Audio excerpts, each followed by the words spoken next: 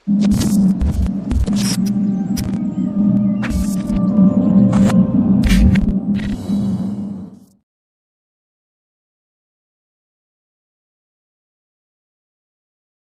gimana nih, Beb?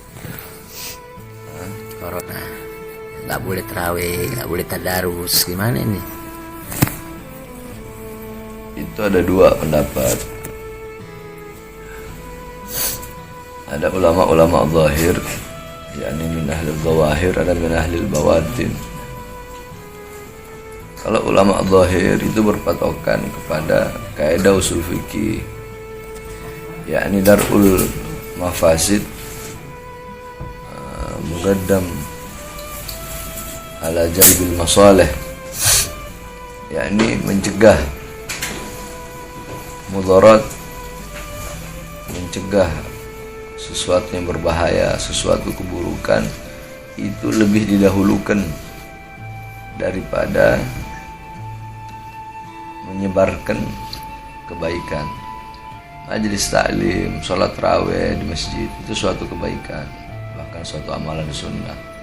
Tetapi jikalau itu bisa menimbulkan suatu kemudaratan berbahaya seperti tertularnya virus atau wabah yang disebut dalam Islam dengan sebutan taun atau sekarang itu corona, maka mencegahnya itu lebih didahulukan.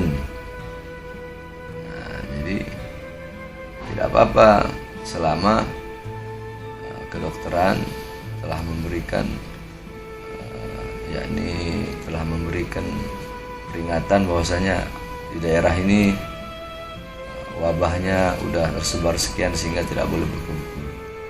Nah, yakni itu kaidah usul fikih yang dipakai oleh ulama-ulama zahir.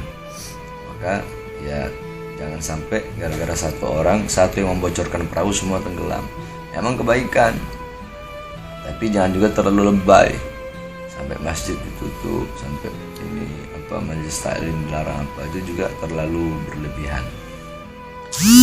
Kalau ulama-ulama zahir mereka mengambil sikap berpatokan seperti itu. Tapi kalau ulama-ulama batin,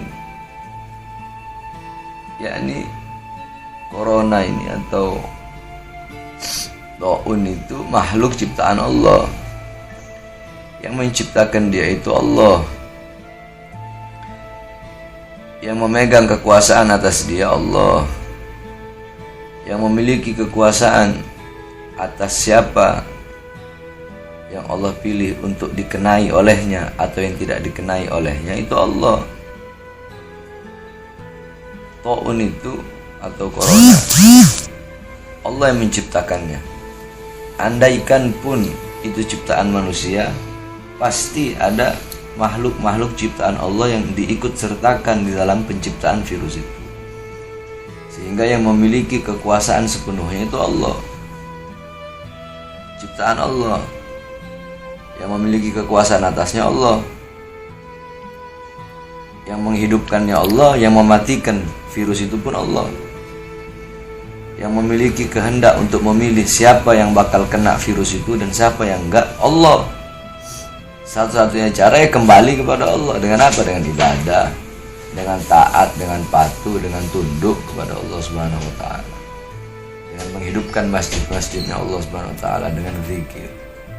Yakni kembali kepada Allah. Ketika seseorang kembali kepada Allah yang memegang kekuasaan atas corona itu, maka bagaimana mungkin si corona itu bisa mendekati atau memasuki, membahayakan orang yang kembali kepada Allah, yang dimana Allah adalah sang pemilik kekuasaan bagi seluruh makhluk, salah satunya corona tersebut. yakni idza khafal abdu alayya, apabila seorang hamba itu takut kepadaku, maka akan aku tanamkan dalam hati makhluk rasa takut kepadanya. Yakni kalau ente takutnya kepada Allah, kembalinya kepada Allah, ya corona takut sama ente. Yakni ada yang penyakit yang lebih berbahaya dari corona. Apa itu penyakit yang lebih berbahaya dari corona? Hati yang lebih takut kepada corona daripada takut kepada Allah Subhanallah. Sallallahu alaihi Nabi Muhammad. Nah, bukan berarti ente juga pasrah. Udahlah, toh hidup mati di tangan Allah. Nah, dengan wabah seperti ini, itu juga harus ada ikhtiar usaha agar tidak terkena. Sebab Nabi Muhammad mengajarkan itu, para sahabat mengajarkan itu.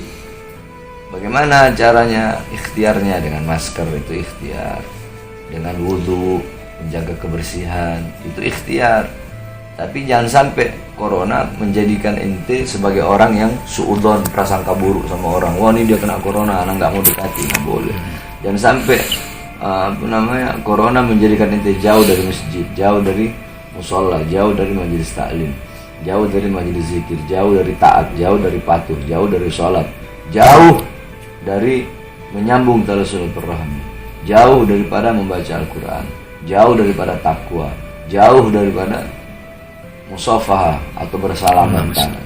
Banyak orang tak mau salaman, takut corona. Nah, padahal ketika seseorang itu bersalaman, di situ dosa-dosanya itu gugur. Itu kalau mau ikut ulama ahli batin. Terserah itu orang mau ikut mana, mau ikut ulama fikih atau mau ikut ulama batin. Seperti itu. Terima kasih ilmunya.